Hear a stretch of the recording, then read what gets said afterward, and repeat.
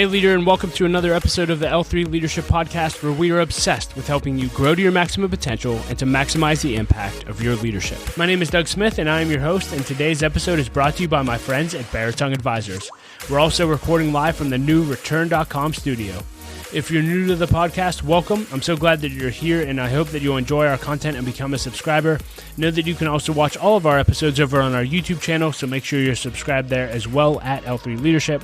And as always, if you've been listening to the podcast for a while and we've impacted your life, it would mean the world to me if you would leave us a rating and review on Apple Podcasts or Spotify or whatever app you listen to podcasts through. That really does help us to grow our audience and reach more leaders, so thank you in advance for that. Well, leader, in today's episode, you'll hear my conversation with Taurea Avant. If you're unfamiliar with Taurea, let me just tell you a little bit about her. As founder of Show Your Success LLC, Book Profits Club, Urban CEO Network, and the author of 15-plus books, she has helped more than 5,000 speakers, coaches, and network marketers write books to help grow their businesses. Taurea is totally committed to giving back, and 3 years ago, she founded a nonprofit called the Urban CEO Network, whose mission is to help and empower and educate men and women from the urban community in a non-intimidating way. And I love this conversation with Taurea. You're going to hear her talk about lessons she learned in her leadership journey, what she learned in a really dark season of her life, and of course, everything about how to write a book and why you need to. And so I love this conversation. I'm an aspiring author myself, and I think you're going to love it as well. But before we dive into the conversation, just a few announcements. This episode of the L3 Leadership Podcast is sponsored by Baritone Advisors. The financial advisors at Baritone Advisors help educate and empower clients to make informed financial decisions. You can find out how Baritone Advisors can help you develop a customized financial plan for your financial future by visiting their website at baritoneadvisors.com. That's BERATUNG advisors.com. Securities and investment products and services offered through LPL Financial, member FINRA and SIPC. Baritone Advisors, LPL Financial, and L3 Leadership are separate entities. I also want to thank our sponsor, Henny Jewelers. They're a jeweler owned by my friend and mentor, John Henny. And my wife, Laura, and I got our engagement and wedding rings through Henny Jewelers and had an incredible experience. And not only do they have great jewelry, but they also invest in people. In fact, for every couple that comes in engaged, they give them a book to help them prepare for marriage. And we just love that. So if you're in need of a good jeweler, check out hennyjewelers.com. And I also want to thank our new sponsor, Return.com. And leader, let me just ask you this. Have you ever had an interest in investing in real estate? Well, now for as little as $500, you can become a commercial real estate investor. Just visit Return.com to learn more. That's REITURN.com. Investing involves risk. Please consult the Return Offering Circular if you're interested in investing. And with all that being said, let's dive right in. Here's my conversation with Taurea Avant. Taurea, welcome to the L3 Leadership Podcast. I'm really looking forward to the conversation. I was just telling you before we jumped on, you have by far the coolest mic I've ever seen in podcasting history. So I'd love to learn where you get that, but welcome. We're so glad you're here. Thank you. Thank you for having me. I'm so excited to be here. And yes, this is my baby right here. So I'm super excited to be here and can't wait to get into it. Yeah. And so to give people a little bit of context of what you're currently doing, because I want to go back through your leadership journey a little bit, but tell people where you are and what you do right now before we dive into that. Well, I actually reside in Houston, Texas. However, I would say about 90% of my client base is spread out throughout the whole United States. So I work with everyone, anywhere, and and all that. I help individuals who are authors, specifically speakers, coaches, those in the network marketing space who have written books or they're planning to write a book. I help them learn how to leverage their books to truly build a full-time income. And so that's with the sum of it all, what I do. Yeah, well, I can't wait to dive into that as I am an aspiring author myself, and I know many of our listeners are as well. But let's just go back a little bit before where you are now. I believe you started your leadership journey really in network marketing. Is that correct? Yeah. Absolutely. I wouldn't say necessarily that I started my entrepreneurship journey in network marketing. If we even back up further than that, I have been a professional tripreneur. I joke about it all the time, but not only was I a professional tripreneur, but also a professional quitpreneur. So I would try something for 30 days and quit, try it and quit. I've sold knives, vacuum cleaners, door to door, telephone services. I used to work at MCI. And so I had always been, an aspiring entrepreneur, but never really had wrapped my hands around what I truly believe, leadership. And it was when I got into the industry of network marketing where, I was never wanting to do that because, that's one of those things. And I was blessed to be with some really cool leaders. And I mean, believe it or not, that's where I was able to have my first level of success. I earned 6 figures in one company. I was there for less than a year, but then I transitioned to another. And that's where I learned leadership. Okay. In fact, I think that's when I read my first book on the 21 irrefutable laws of leadership. Come on. There it is. Okay. So my hero. Yeah. Yeah. Yes, absolutely. So yeah, in the space of network marketing, leadership is essential if you want to be able to build an organization. Honestly, I believe that's what any great company, regardless if it's in the multi-level marketing space or business, it is based on the leadership. And so I learned a lot through there, and I started my own coaching business around 2015. So left the industry of networking because I had written this book and I saw how it was helping me, and I wanted to help other people learn how to leverage theirs. And yeah, it's been an amazing and incredible journey. Yeah, take me back to the tripreneur days, because we live in an era, everyone listens to Gary Vaynerchuk. Everyone wants to be an entrepreneur. Now it's the cool thing to do. But you were a tripreneur. You said you tried over and over again. Did you ever want to throw in the towel, or is that something you couldn't do? And because I guess just speak to the person who is a tripreneur thinking they're an entrepreneur. Should they keep going no matter how many businesses until it sticks? Or do some people need to just call it quits sometime? Well, you know what? What's so funny about that is I actually did give it up. Now, with today's world, it's even easier to be unfocused and be a tripreneur, because as soon as you go on Instagram, there's another coach or entrepreneur. I can show you how to make money. You just close your eyes, you get rich, right? And so it's like everybody's jumping into the space of entrepreneurship. What I will tell you is this: I do not believe that entrepreneurship is for everyone, but I believe that anyone that really stays focused with it, stays literally laser focused, you can have success. I quit. It was after doing all these different things. I have finally graduated with my degree in computer science. I am a little bit of a techie, i.e. the microphone. I mean, I want that mic. Yeah. I've got so many gadgets behind the camera right now. You don't even know. But I ended up working a database, a fancy word for just data entry, but it was like database administrative. You had to have your degree in computer science. I have no clue why. And I was making about $27,000 a year, donating plasma twice a week so that I could make enough money to put gas in my car just to get to work. Like, isn't that crazy? Like, yeah. I was donating blood so I could get to a job that was barely paying my bills. And it wasn't until my father, who at this point in my life now was my superhero, my mom, my birth mom passed when I was 11 years old due to cirrhosis of the liver. And so now, and my father was a techie. And so now it's like, he's my everything. And he is now diagnosed with stage 4 lung cancer, the big C word. And I think in those 7 months of watching my father go through this journey was one of the most difficult things that I've ever experienced. But I really came to the realization that, okay, Taurea, it's time to stop playing around, stop making excuses, because that's what it was. It was always an excuse why it didn't work, or, maybe it's I'm going to wait till it's a better time, or, and then I got to the place where I just became complacent with being uncomfortable, because to me, uncomfortable meant I was not happy with the life that I was living. Right.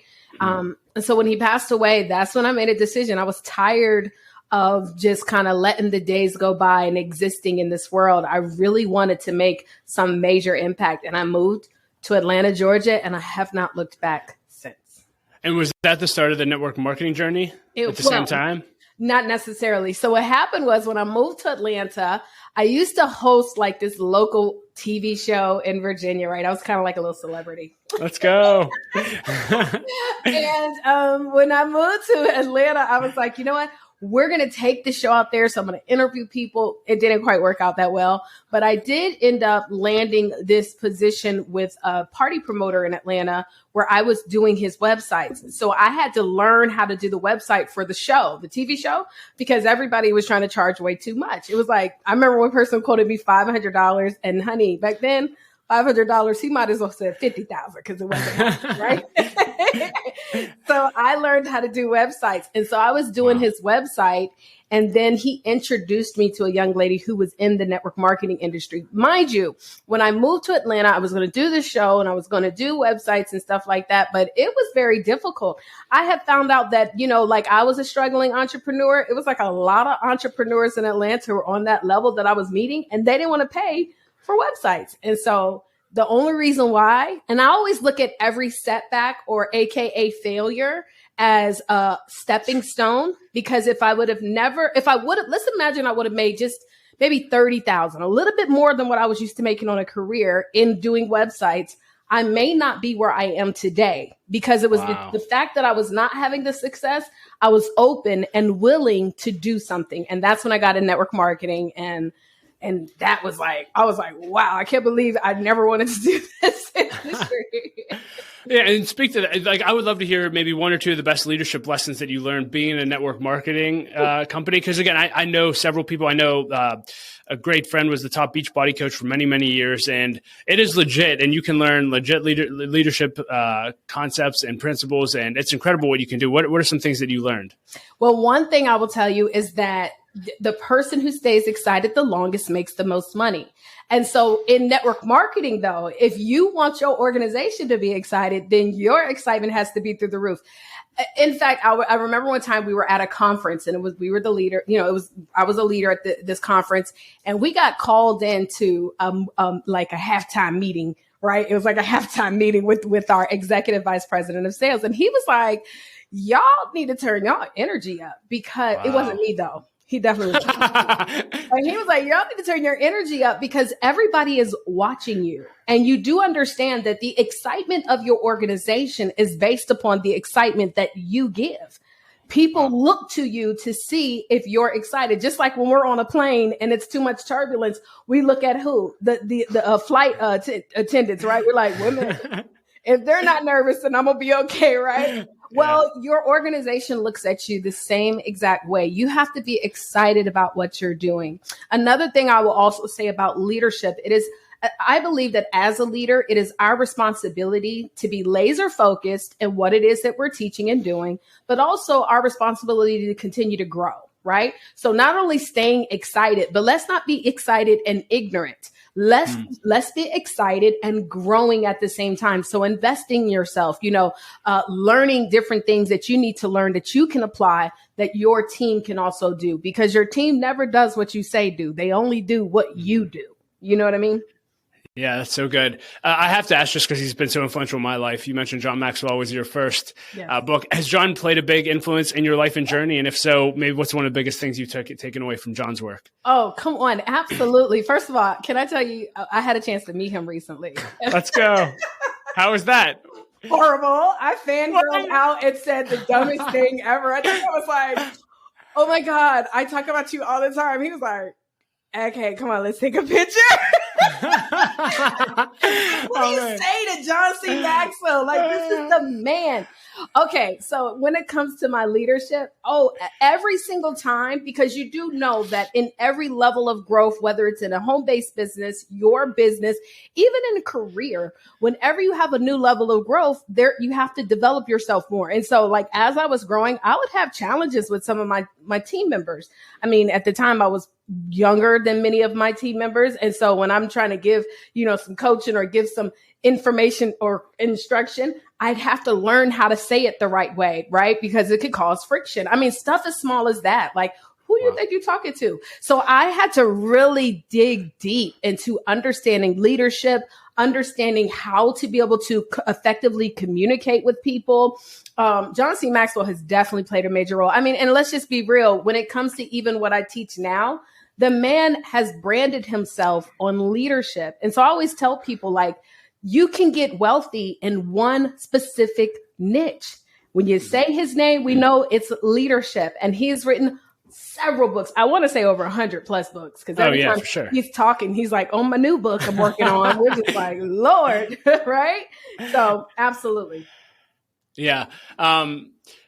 This may be a little bit personal. I've listened to you on other podcasts, and I know, and I don't know if this was right after you lost your dad. I don't know the timing of this, but I know that you shared throughout your leadership journey, you had a dark period, a dark season, and it sounds like we have somewhat similar past. I lost my mom at a young age. I lost my mother-in-law 2 years later, and then I most recently, 3 years ago, lost my sister. So a lot of loss, and I went through the darkest season of my life 3 years ago, and thankfully God brought me through that season, and I learned a lot through it. And as I share with leaders now, what got me through that season, I have so many leaders come up to me and say, Doug, I either feel like I'm on the verge of going into that season, or I feel like I'm in the middle of it. And thank you so much. And so when I hear leaders who have also gone through, because that's one of the things that got me through, to be honest with you, when I heard other leaders that I admired and respected also had to go through hard times that were extremely difficult for them. When I heard that journey, that gave me hope that one day I could get on the other side of this. And so if you don't mind me asking, can you just share a little bit about that season if you're willing to, and maybe what you learned through it? Absolutely. And I love sharing about it. I feel like it is also another responsibility, as a leader, to be real. Now, for some people, they might say, Taurea, you a little bit too real, but I'm technically just always being myself. So if you ever see me in the streets, it's never a different version. So you don't walk away and say, oh, I wasn't expecting that. No, I'm going to be this way. But I love it. Oh my goodness. Okay. So in that moment, this was actually after I had been in network marketing, and I was now one of the top income earners. And it was like situation after situation started happening. Right. And so within a matter of just a few years, I had also lost a good girlfriend of mine to cancer. And if anybody knows anything about like the industry of multi-level marketing, you could get very, very kind of centered into the community. And like, if you ain't in the company, if you're not promoting this product, like we don't really communicate outside, which I never recommend anymore. Like, don't do that. Right. And so I isolated a lot of people. I was like, if you're not selling this coffee, I don't really have time to be around you. Right. And so and so I think about, I find out my girlfriend is sick and I wasn't there, because I was so busy building a business. And then I find out my grandmother is sick, and I'll never forget that. Well, let me tell you, this one, the straw broke the camel's back. But before then, I was in love, and come to find out, not only was I in love, but about 4 to 5 other women was in love with the same person. And then somebody in my organization was leaving. It was like, when I tell you, Doug, you know what I mean? Like, it was like, good Lord, I can't take anything else. And I remember one of the last things like where I was done was when my grandmother had gotten sick, and she would always be like, well, I guess I ain't gonna see you until this holiday or this holiday, because I'm always so busy building the business. And I remember talking to her, it was Thanksgiving. I said, Grandma, I'm not going to be able to come for Thanksgiving, but I promise I'll be there for Christmas. And it's just something about when people hit a certain age, it's like, they just know, they know. And she was like, well, I guess I won't see you ever again. And I was like, oh Lord, here we go. Cause she was at the age where it was like everything she talked about was like moving on to the next life. Yeah. And so I was like, Grandma, I'm going to see you. Just calm down. It'll be fine. So they call me to tell me, Taurea, now mind you, after all this stuff is piling. So of course my organization is dropping, my income is dropping, and it's tough out here. Right. And that's the thing about entrepreneurship. It's always going to be ups and downs and ups and downs. So it's tough. And they said, Taurea, you need to get to South Carolina, which by the way is only 5 hours away.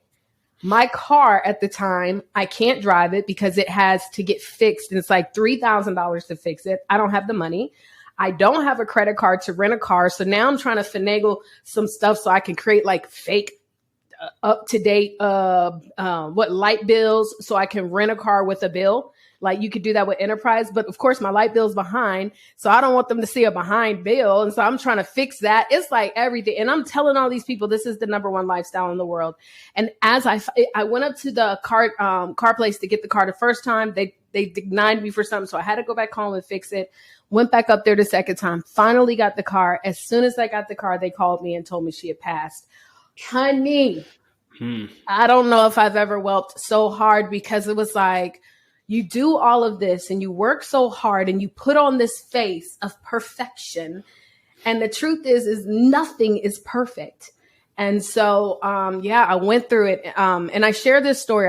This was the last conference I went to in the company, the network marketing company that I was in. And we had our conference. We would always do events at the MGM. Now, this particular year, I didn't even have money. Mind you, I'm one of the top leaders in the company. I didn't even have enough money to stay at the host hotel. So they had just opened up an SLS. And if you've ever been to LA, SLS is like the well-to-do hotel.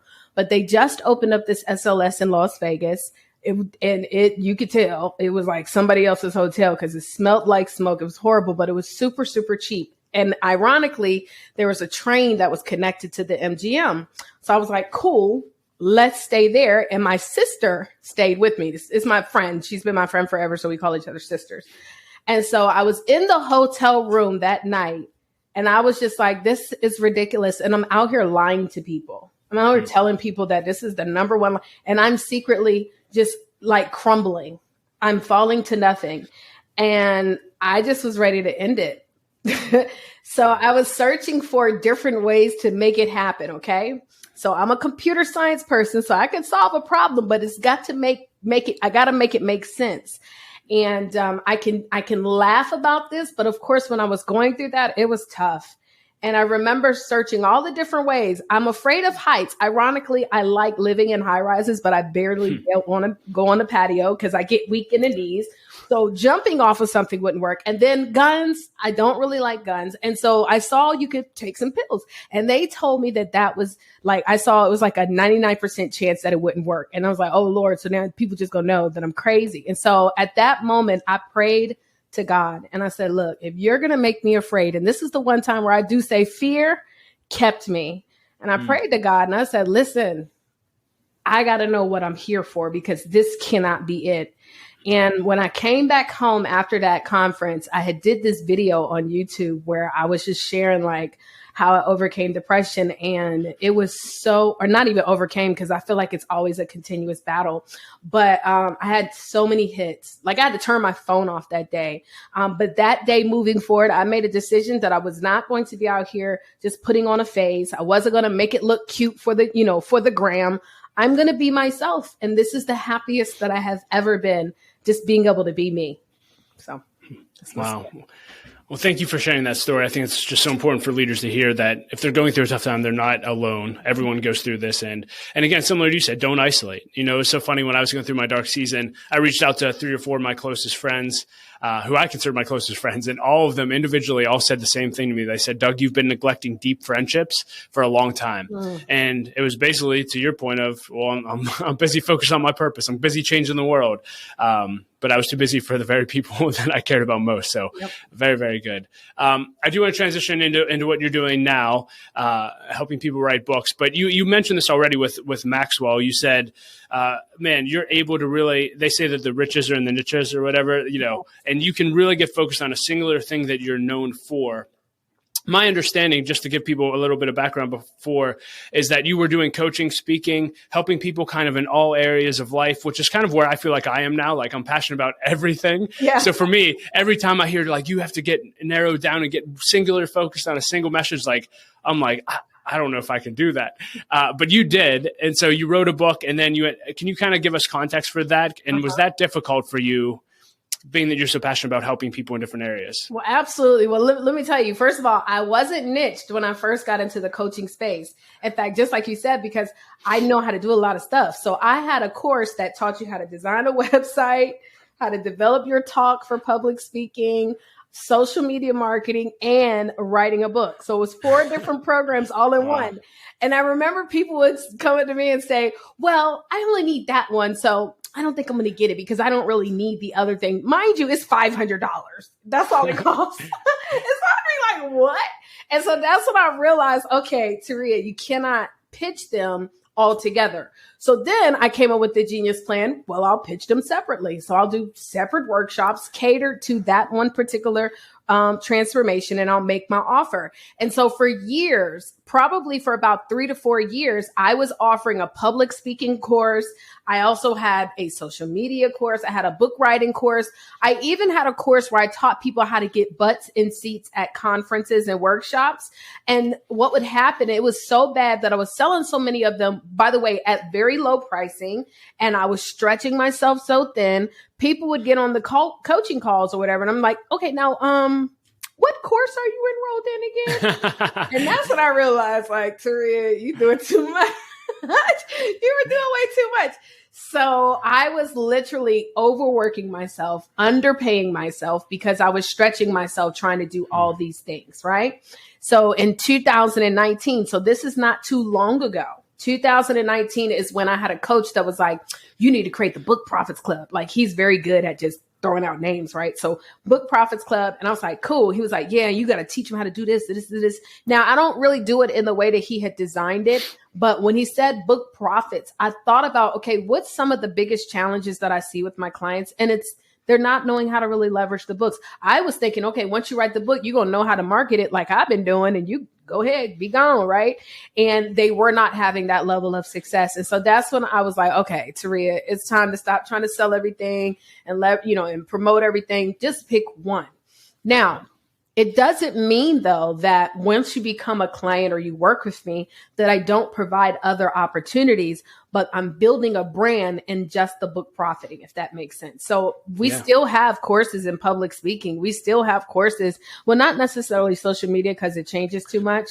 Like, I couldn't do that, but we still have programs in different areas. And I've also been able to partner with other people. So that's kind of like how the journey started and then how I got to where I am today as far as the book profiting.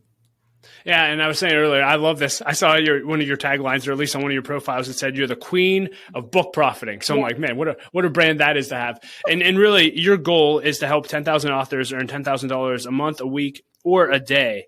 And so can you just pitch people on, one, is that even possible? Like, that sounds like too good to be true for a lot of people, but why should people write a book, and what can it really do for them? Well, absolutely. So really it's 1,000 authors and 10,000, but guess what? I'm going to receive that because one day I will help. I read my notes wrong. That's awesome.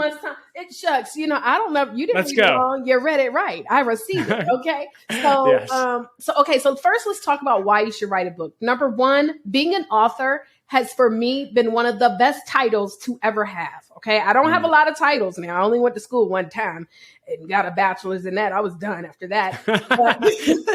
I'm with you. Yep. Right. The only other title that I really have is that of an author for the most part. I mean, coach and things like that, all that stuff. But I have been able to get on many platforms. Matter of fact, I'll give you an example. I'm not a doctor at all, right? I don't have any kind of medical backgrounds, but I did end up writing a book about depression. I learned I don't want to do life coaching, so that's why I don't really push it as much, but I still offer it for people that want to have a copy. So I wrote this book on depression. I gave a copy to a woman who was hosting a conference. In return, she said, can you speak on the panel about depression? Of course I can. So I lie to you not. I'm sitting on this panel and down I'm at the end, and it's like 3 to 4 other professionals, doctors, nutritionists, all types of stuff, right? And they're having conversations about depression and I don't know what they're talking about, the chromatology and the nomenology. And I was like, so when she got to me, I was like, listen, y'all, I have to be honest. I don't know those words. I don't even know what any of that is. All I can tell you is I wrote a book about what I did, what I personally felt was going to help me. It made me immediately the influencer of the room. So writing a book makes you an influencer. It gives you that leverage. And the thing is, most people think that you need to write a book linearly. So if I do taxes, I should write a book about taxes. Who wants to read a book about taxes? No, right? Right? But some people do want to know, like, how can I have more money, or what are the secrets that Donald Trump followed so he didn't have to pay any taxes, right? Or, what is it what are the 7 secrets that millionaires do not share when it comes to building their finances? And one of them is they have investments that help them to save on taxes. And so you can talk about in a chapter on taxes, but make 6 other chapters on different topics. Now you can partner with other people as well. There's several books out there. I mean, if you think about one of the most known public personal development books in the world is Think and Grow Rich. That is nothing more than a collaboration book.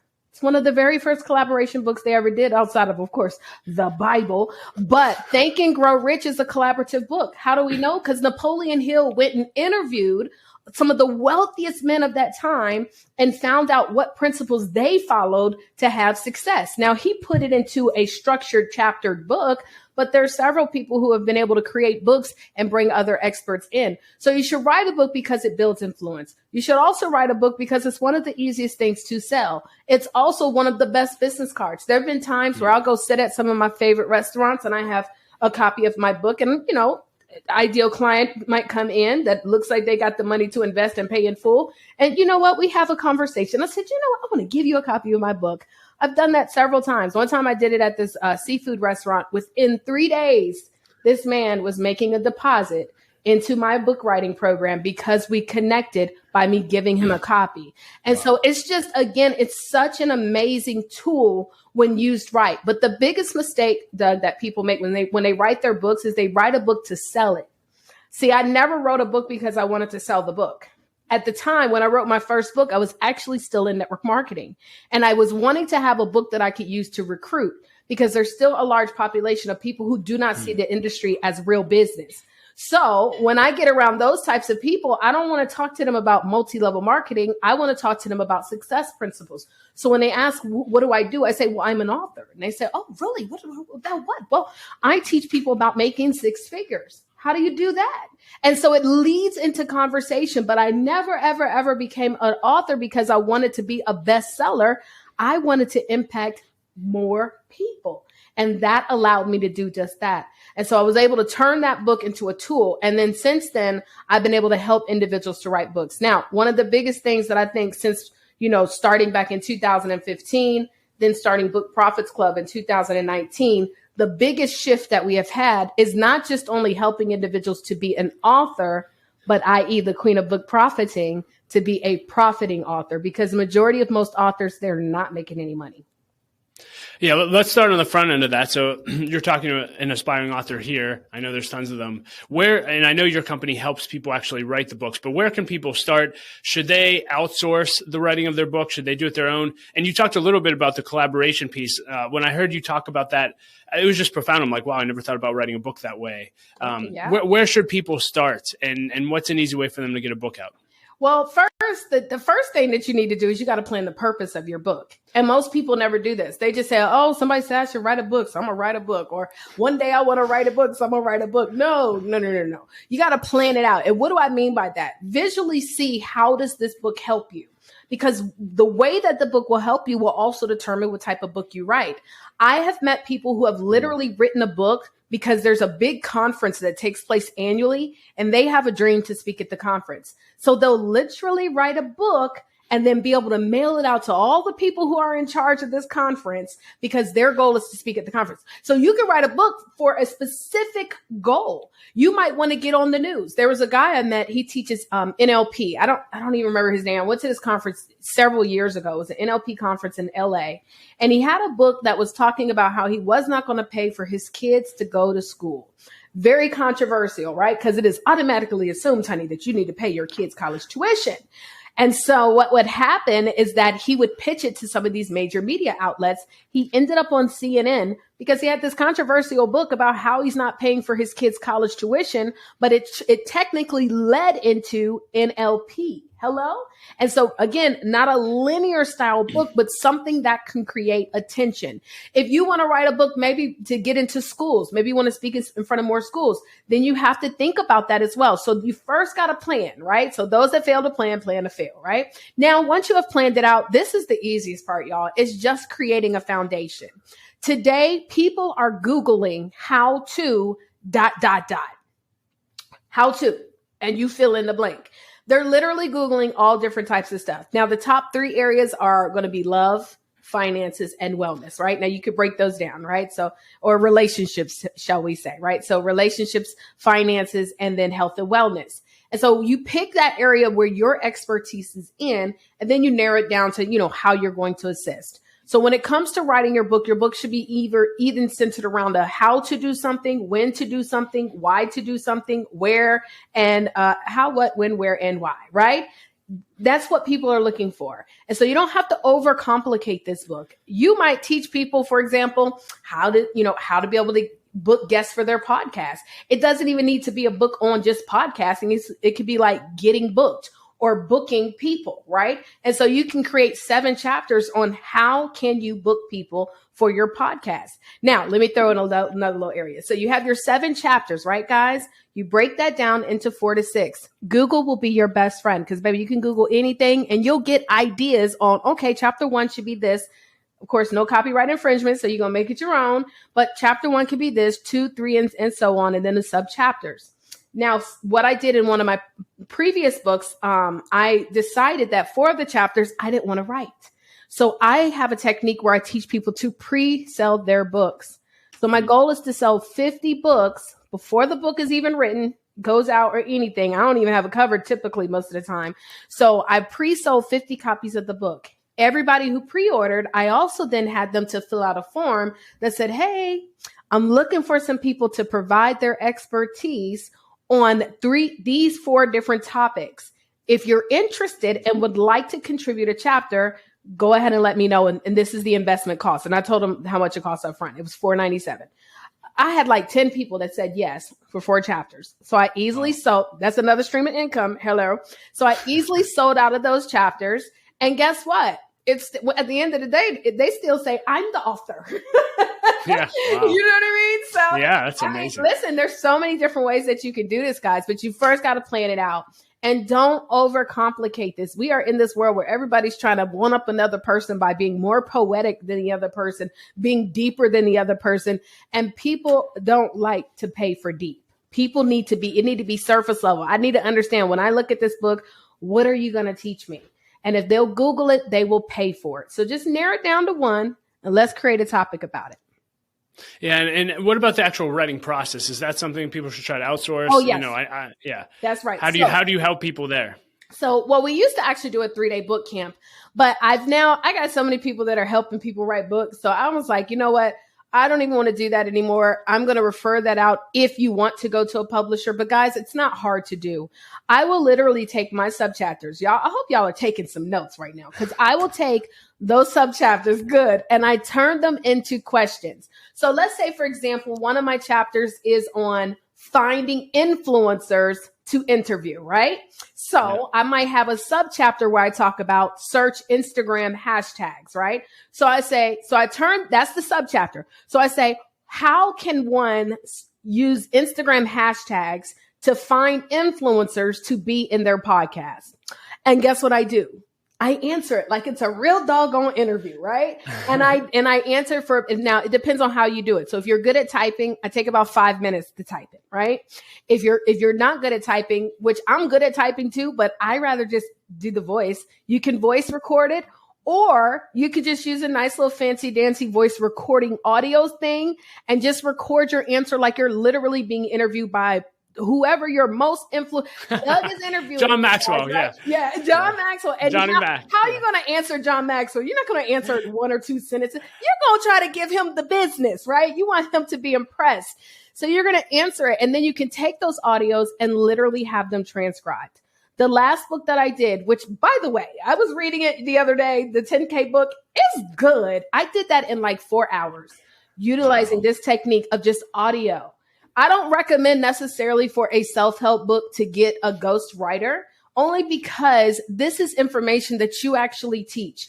And another thing I think is so important is that when people read the book, if they do even read the book, hello, but if they do read it, you want them to say, you know what? I could hear you talking to me. Like my vernacular, I'd say all type of stuff. Child, please. In fact, it's so funny. Me and my editor, we always joke. Because when she first came on, she would change my child, which is CHILE, sometimes with multiple I's in the middle.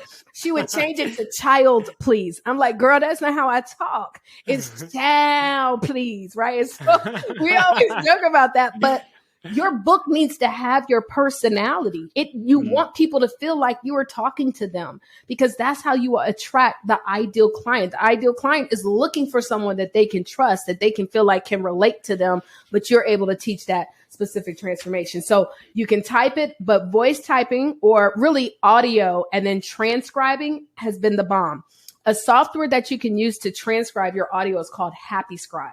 Now they have several of them out there. Happy Scribe recently also upgraded because, everybody's trying to stay on top of this AI software that's coming out everywhere. I mean, you've got some of these. Look, one of these softwares many of them can write a book for you, but they don't never really sound like your voice. And so I'm saying use it to help you a little bit, but never use it. But with Happy Scribe, they even have a real life person who will go in and transcribe it. And then you just have someone to go back in and clean it up, not yourself, but just hire someone. Upwork. You can spend $50 to $100, hire someone to just go in and clean it up. And then you go back and review it. And then you have an editor. So it's so easy to do this process.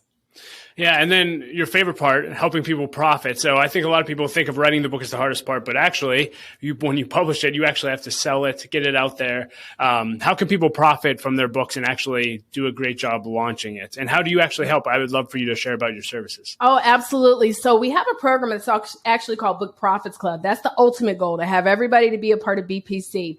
But the first thing that we like to do is we like you guys to get into profit zone before you even invest $1 with me. Now, where they do that at, I don't know, but I'm just trying to tell you. So we teach you to pre-sell or resell your book. Okay. So for those of you who are like, well, my book is already out, how can I do this? Guys, John C. Maxwell has done 16 editions of I think it's 16 last time he said, 21 irrefutable laws of leadership. I don't know if people understand what that means. It means that he's relaunched the book 16 plus times. Okay. So y'all, just because you done printed your book that's sold to maybe, a nice number of people doesn't mean that you cannot relaunch it. So let's not cut ourselves off from that. But what we do is we pre-sell it. And one of the techniques I teach is when you pre-sell, maybe you say for the first 50 people, I'm going to mention you in the book. Let me tell you what that does for people. Okay. I have some people who have never, ever read my books, but baby, they know exactly what page their name. That's it. Their name is listed on. Now imagine if you take it up a notch and you even allow them to maybe leave a quote or give a tip. And now you have people incorporating it. Who do these people become? They actually become ambassadors for your book, right? So now you have people who are not only just you promoting, but they're promoting it as well. So the pre-selling is definitely a way to get the word out, but get people excited. Sometimes people are like, Taurea, well, I don't really care about making money with pre-selling it. No, the challenge that most of us have is we're afraid that people won't support the book before it comes out, or we're afraid of what people think about us when the book comes out. If this can help anybody out there, y'all, no matter if you're doing good or bad, people always got an opinion. And if their opinion is not paying your bills, baby, we got to stop letting it affect us. Okay. Come on. Yeah. So you start off with the pre-sale, but then you can leverage it into multiple ways. You might want to be able to create a course. So in your book, Lisa Nichols does this incredibly well. Within her introduction, baby, she's going to be telling you in my mastermind program, in this, in that, you're letting people know there's other ways to work with you. We actually have a young lady who wrote a fictional book, right? And it's a grown people's adult fictional book, right? And so we were trying to figure out how can we turn this into multiple streams of income? Well, I said, when you work on the new edition, I want you to make one of the characters have a custom type of silk robe and some furry handcuffs. And so watch me now. And so what you're going to do is you're going to also offer like a middle price kit that comes with the robe, the furry handcuffs, and the book. Hello? So now awesome. People are feeling like they're getting something from the book. Where did I get this from? Harry Potter. Do you remember Emma Plains back in the days when you would be in the, you could see the magazine? Yep, 100%. It had the Harry Potter section. Yep.